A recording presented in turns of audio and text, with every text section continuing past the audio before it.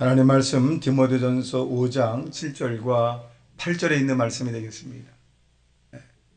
성경을 갖고 계신 분은 찾으시고 또 불편하신 분은 앞에 모니터를 보시면 되겠습니다.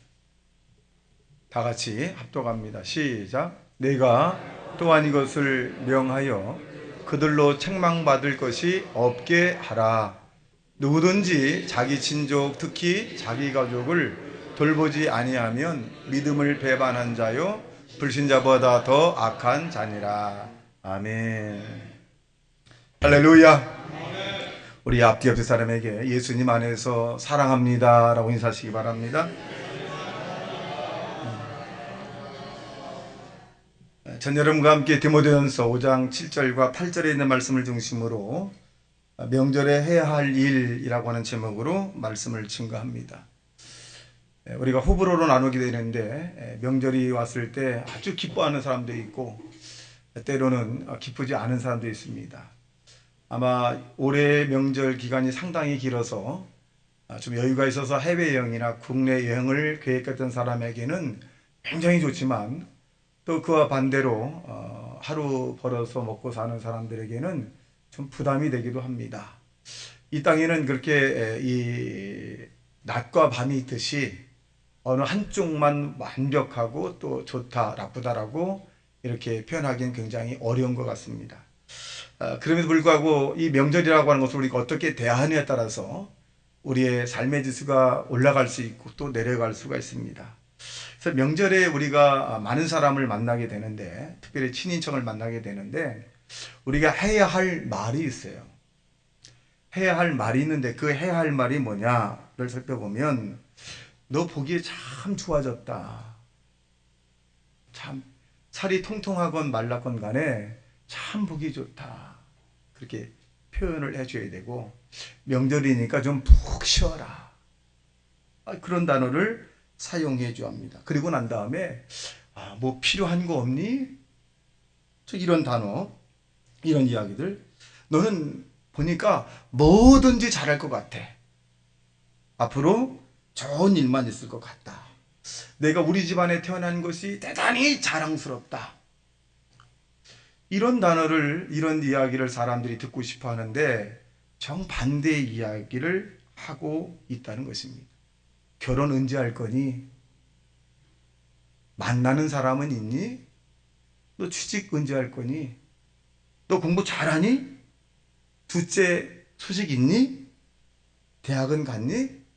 나 때는 말이야. 이렇게 하면서 얼마나 스트레스를 많이 줄까요? 여러분, 시험 보는 학생에게 자녀가 아니면 손자, 손녀가 있다면 전화를 해서 시험 잘 봤니? 물어보면 두세대 사람이 시험을 잘 봤니? 물어보는 것이 아니라 시험을 본 아이에게 전화했을 때 뭐라 그러느냐? 수고했다. 좀 쉬어라. 그리고 먹고 싶은 거 있으면 이 할머니한테 얘기해 봐. 이렇게 하면 시험 본 아이가 얼마나 홀가분 하겠어요. 근데 우리는 시험 본 아이에게 어떻게, 시험 잘 봤니? 그럼 무슨 대답을 듣길 원합니까? 예? 그 학생이 잘 보길 원합니까? 잘 보길 원하는데 본 것이 생각나지 않고 들은 것이 기억나지 않으니까 정답을 제대로 못 썼다면 얼마나 속상하겠어요. 그럼 할머니, 할아버지, 부모님이 어떻게 기도해야 되냐?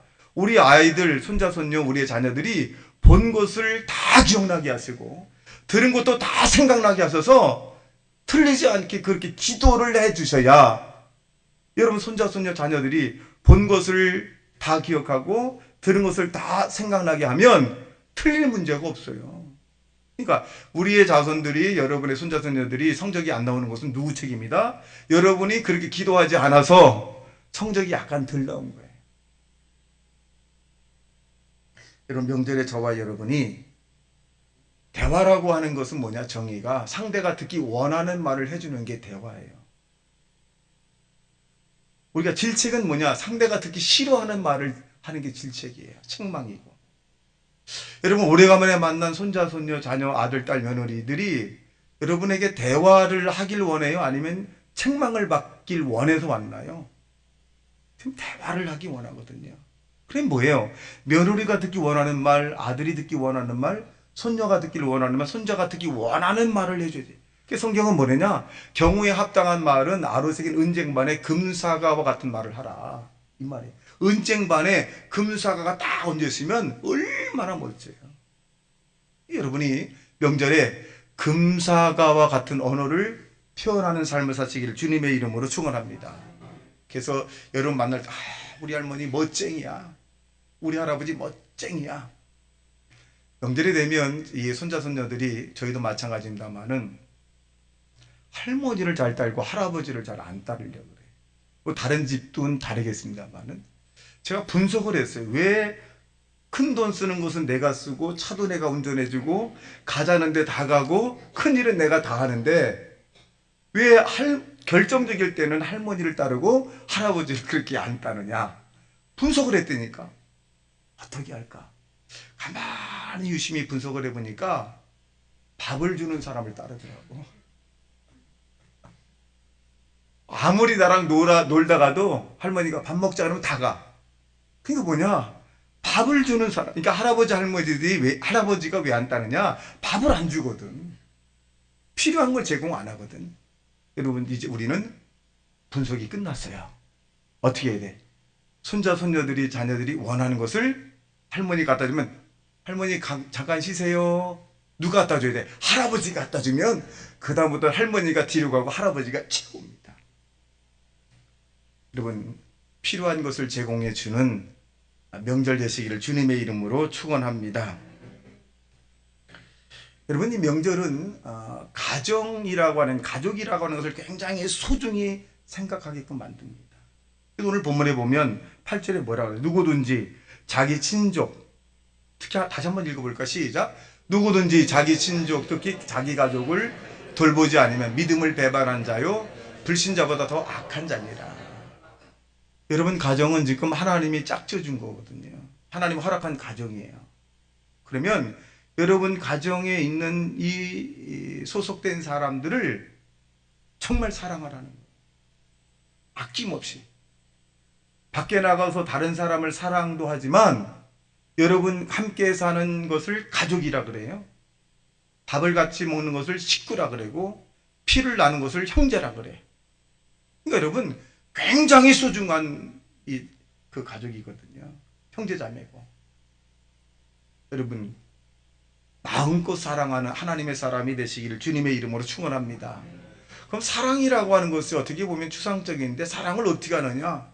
사랑은 뭐냐? 상대가 하기 싫은 일을 하지 않는 거고 상대가 좋아하는 일을 하는 거예요.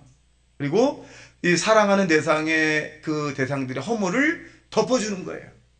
내가 아들, 딸을 사랑하면 허물을 덮어주고 남편과 아내를 사랑하면 서로가 허물을 자꾸 덮어주는 거예요. 그걸 할머니, 할아버지를 사랑하면 할머니, 할아버지의 허물을 자꾸 덮어주는 거예요. 이게 사랑이라고 하는 것입니다. 이 명절에 해야 할 일이 뭐냐? 첫째는 하나님을 찬양하는 일을 하시기를 주님의 이름으로 축원합니다. 목사님 찬양 저는 음악을 잘 몰라요. 찬양은 그런 찬양도 있지만 찬양의 원어적 의미가 뭐냐? 하나님이 하신 일을 드러내는 거예요. 찬양이라는 것이. 하나님이 하신 일이 뭘까요? 하늘과 땅을 지으시고 그 다음에 우리를 생사복을 주양하시고 우리의 가족을 형성해주고 이 땅에 나를 태어나게 하시고 오늘도 안전하게 하나님이 나를 지켜주었다. 하나님이 모든 것을 하신 것을 나타내는 것을 드러내는 것을 찬양이다 이렇게 표현합니다. 여러분 명절에 손자 손녀 아니면 이 형제자매 친인척들에게 하나님이 하신 일을 드러내기를 주님의 이름으로 축원합니다. 이스라엘 백성들은 이 자연 만물의 모든 것들을 하나님이 허락했다 이렇게 표현해 주고 있어요. 그 이유는 뭐냐? 하나님이 세상 만물을 창조했기 때문에 그렇습니다. 창세기 1장 1절과 5절의 말씀에 보면 시작. 태초에 하나님이 천지를 창조하시니라. 땅이 혼돈하고 공허하며 흑암이 깊음이 있고 하나님의 신은 수면에 운행하시니라. 하나님이 이르시되 빛이 있으라 하시니 빛이 있었고 빛이 하나님이 보시기에 좋았더라. 하나님이 빛과 어둠을 나누사 하나님이 빛을 낮이라 부르시고 어둠을 밤이라 부르시니 저녁이 되고 아침이 되니 이는 첫째 날입니다. 하나님이 천지 창조를 창조했거든요. 제가 이 신학을 공부할 때 의문이 하나 있었어요. 내가 성경을 읽긴 읽는데 믿어지지 않는 게 하나가 있었어요. 그것은 뭐냐면 천지를 하나님이 창조했다는 거예요. 하나님이 천지를 창조했다는 것에 대해서 믿어지지 않더라고. 아멘은 하는데 믿어지지가 않아. 가슴이 와닿지가 않아. 그래서 내가 이런 생각, 하나님께서 천지 창조를 내가 못 믿으면 내가 어떻게 신앙인이라고 말할 수 있겠습니까? 바리새인이지. 근데 하나님, 믿어지지 않는 걸 어떻게 믿어요? 믿어져야 믿는 거잖아요. 그래서 기도를 해서 하나님이 살아계시다면 나에게 믿어지게 하시고, 하나님이 살아계시지 않으면 믿어지지 않게 하소서. 그래야 서로가 좋잖아요. 서로가 생산적이고, 어?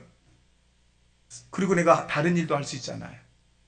하나님이 살아계시다는 그런 확신과 체험이 있어야 내가 하나님에게 일생을 바치지.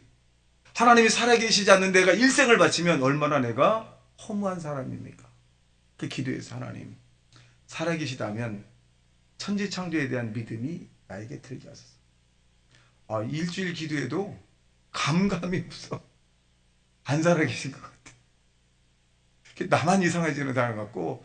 근데 내가 안 믿어지는데 천지 믿었는데 저 사람들은 어떻게 아멘하고 막 그럴까?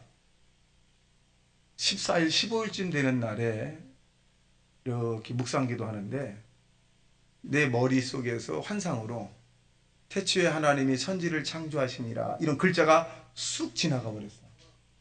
그런데 그 순간 바로 믿어지더라고. 내가 얼마나 간사하겠어요. 하나님의 말씀이 환상 가운데 내 이마에 싹 지나가고 난 다음에는 얼마나 안 믿어지는 사람이 이상해진 거예요. 금방. 그냥 쑥 믿어진 거, 믿음이라는 것은 하나님의 선물이지 내가 인위적으로 자꾸 믿으려고 해서는 안 되는구나. 그 이후부터 저는 믿어지지 않은 생각이 없어요. 하나님이 살아계시다는 증거가 더 많지 하나님이 살아계시지 않다는 증거를 찾아볼 수가 없습니다. 그래서 태초에 하나님이 천지를 창조하시니라 이 말씀이 믿어지면 여러분 다 믿어지는 거예요. 여러분 하나님의 찬양을 하라 이 말은 뭐냐? 저와 여러분이 하나님이 우리에게 하신 일들을 여러분 만나는 하나님의 사람들마다 하는 하나님의 사람이 되시기를 주님의 이름으로 축원합니다. 우리 기독교는 하나님이 생사월장하시는데 살아계신 부모님을 살아계신 할머니 할아버지를 잘 섬기는 종교이기도 합니다. 그래서 기독교는 효의 종교입니다. 어떤 분이 그런 얘기를 합니다. 목사님, 조상님에게 제사 드린 것이 무엇이 잘못됐습니까? 이렇게 얘기합니다.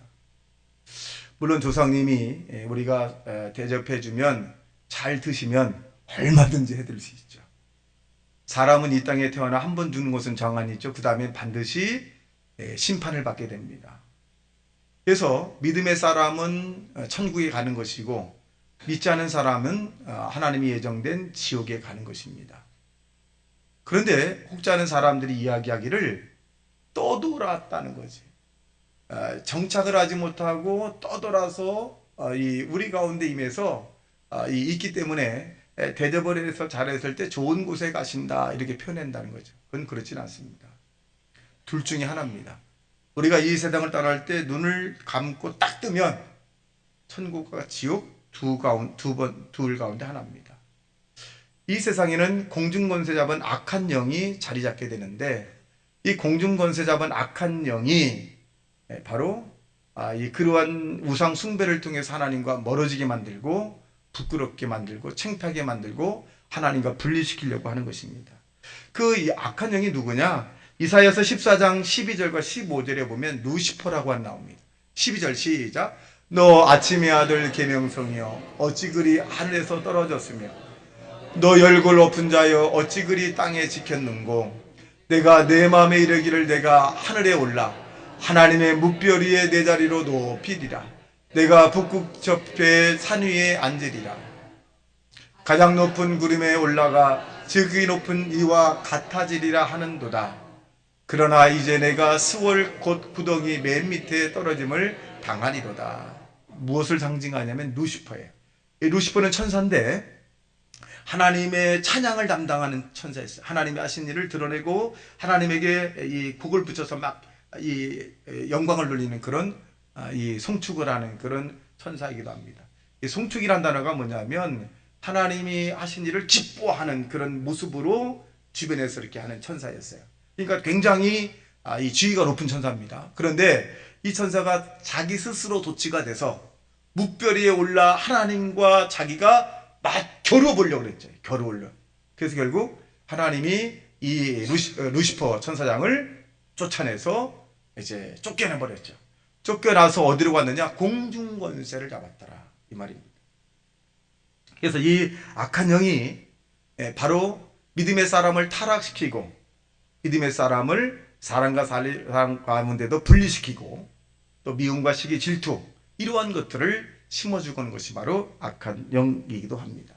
그래서 우리가 명절에 사람들과 또 친척들에게 뭐냐? 하나님이 하신 일, 하나님이 세상을 창조하셨고 하나님 우리에게 더 좋은 걸 주시고 하나님 우리가 땅에 사는 동안에 영혼이 잘된 같이 범사가 잘되고 강건한 축복을 주기를 원하고 하나님은 이 땅에서 저와 여러분에게 우리들에게 좋은 것을 주시기를 원한다.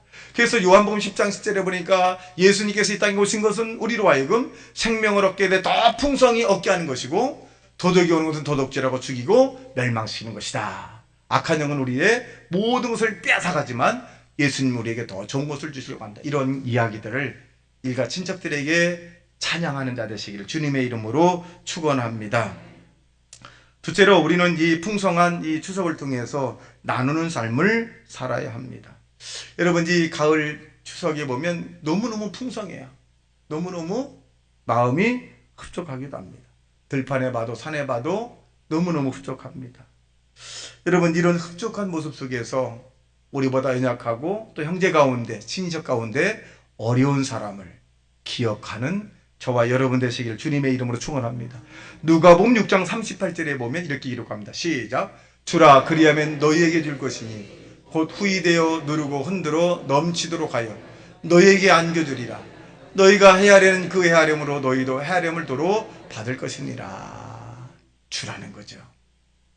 여러분 모르는 사람을 주는 것이 아니라 일가친 형제자매들에게 정말 어려운 사람이 있다면 여러분이 줄 수 있는 만큼 나누는 것도 하나님이 원하는 것이다. 이렇게 볼 수 있습니다.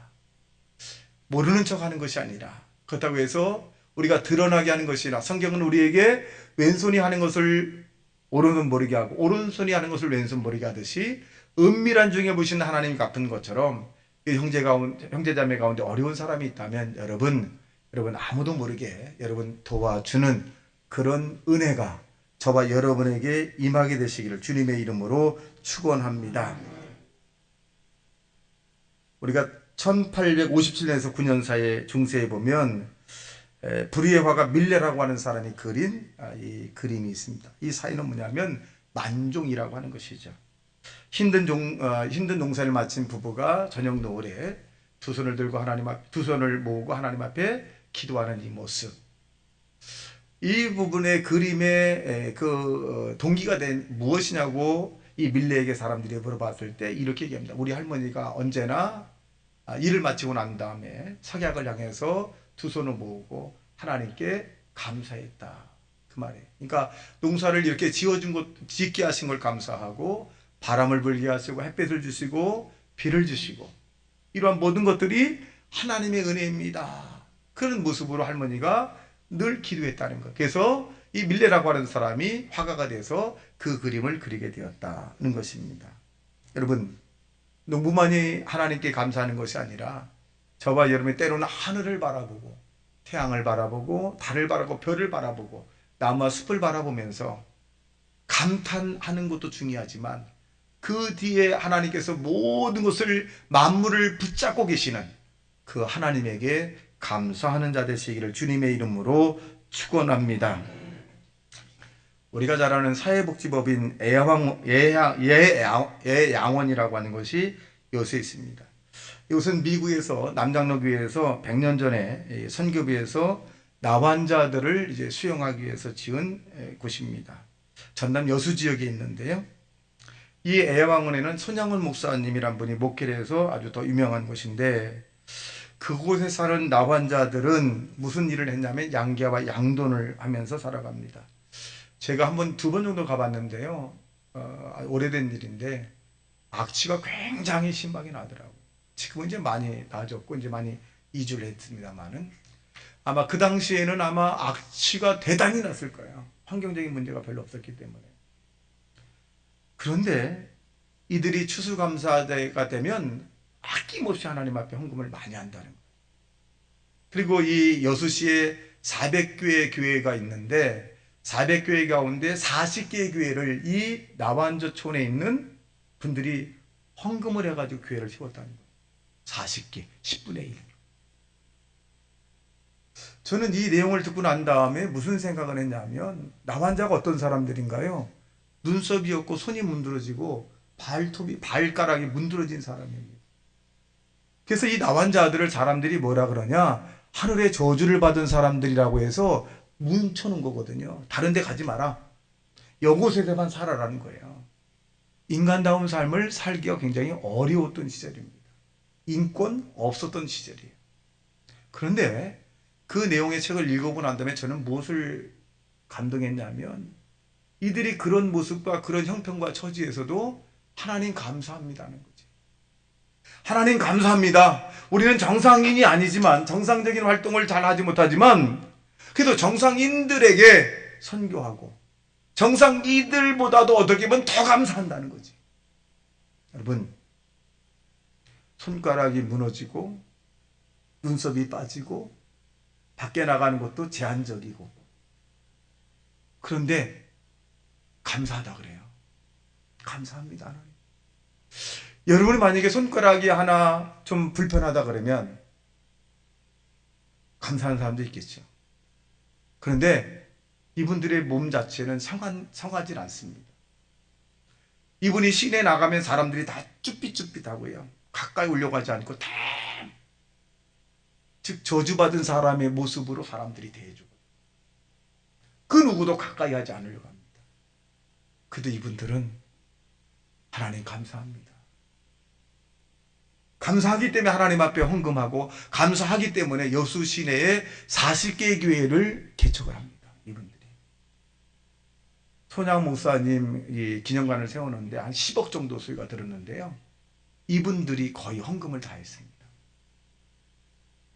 왜? 감사하다고.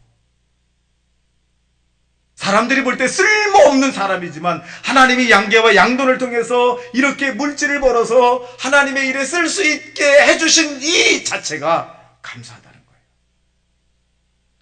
사람들은 소유에 대한 감사를 많이 하거든요. 진짜 감사는 뭐냐? 존재에 대한 감사예요. 나를 사랑하신 하나님 때문에 감사하고, 내가 있음에 감사하고, 내가 이렇게 숨을 쉼에 감사, 존재에 대한 감사를 하셔야 돼요. 소유와 존재의 감사. 소유는 약한 겁니다. 존재가 강한 것입니다. 여러분, 우린 부모님이 살아계심에 감사해야 돼요. 할머니, 할아버지가 살아계심에 감사하고, 내가 섬길 심에 감사하고, 아내가 있음에 감사하고, 자녀가 있음에 감사하고, 남편이 있음에 감사하셔야 됩니다. 뭘 감사를 못하겠습니까? 감사하셔야 돼요.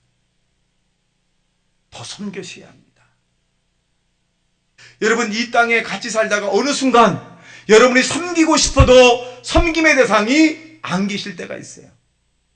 저는 명절만 되면 그리운 사람이 생각이 많이 나요.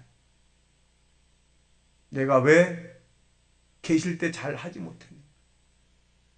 내가 왜 있을 때 더 잘해주지 못했나? 내가 왜 함께 있을 때 이해하지 못하고, 보듬어주지 못하고, 더 많이 칭찬하지 못하고, 더 사랑하지 못하고, 더 왜 이해하지 못했을까? 여러분, 나환자인 사람도 감사하는데 여러분한테 정상적인 사람이 무엇을 못하겠습니까? 여러분, 실망하지 마십시오. 여러분에게는 얼마든지 기회가 있어요. 여러분이 살아있다는 것은 뭐냐? 기회가 있다는 것이에요. 그러니 시험을 한번 잘못 봤다고 해서 야단치지 말고, 사업에 실패했다고 해서 여러분 책망하지 말고, 여러분 무언가 도전했다고 해서 낙심하지 마십시오. 여러분이 살아있다는 이 자체는 하나님과 함께하면 얼마든지 이전보다 오늘보다 더 나은 역사가 나타난다는 것입니다. 할렐루야. 왜? 살아있기 때문에. 살아있는 자에게 하나님의 기회는 계속 이어집니다. 왜?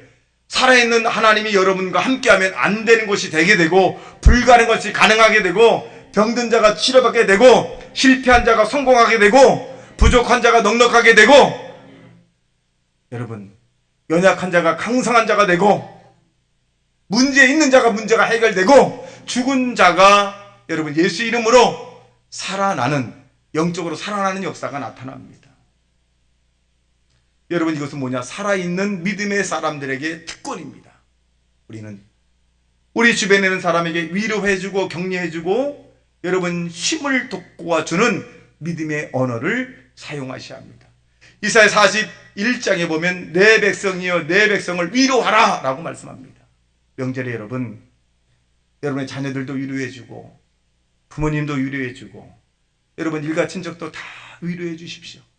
이 세상을 살아가는 일이 고난을 위하여 태어났다라고 하듯이 여러분 개인적으로 들어가면 힘들지 않은 사람이 어디 있겠습니까? 학생은 학생대로 힘들고, 직장인은 직장인대로 힘들고, 남편은 남편대로 힘들고, 아내는 아내로 힘들고, 부모는 부모대로 힘들 수 있어요. 여러분 그 사람의 마음을 위로해 주는 것이 주님의 뜻입니다. 여러분 마음을 마음껏 위로해 주는 자 되시기를 주님의 이름으로 축원합니다. 손자를 보면 참 측은한 생각이, 왜?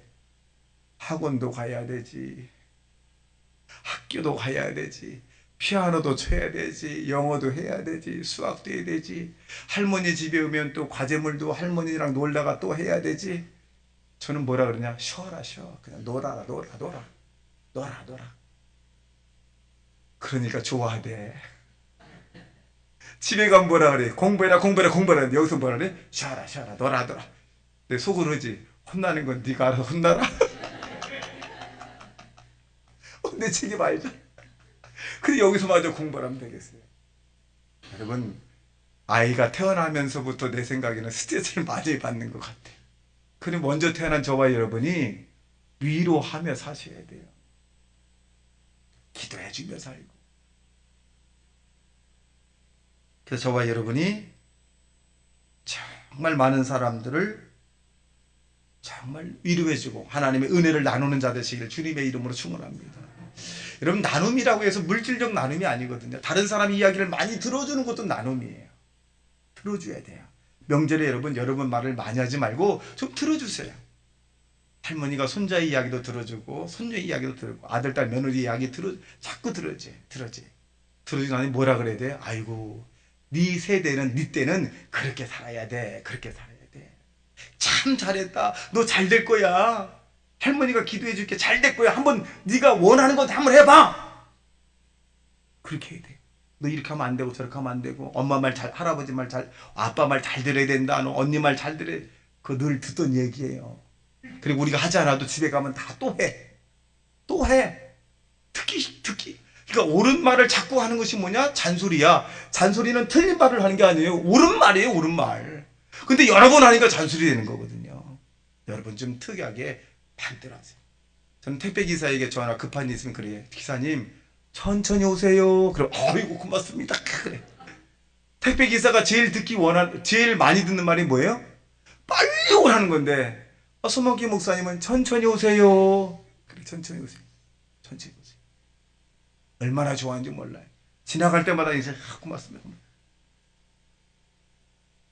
마지막 세 번째로 자기 관리를 잘하자.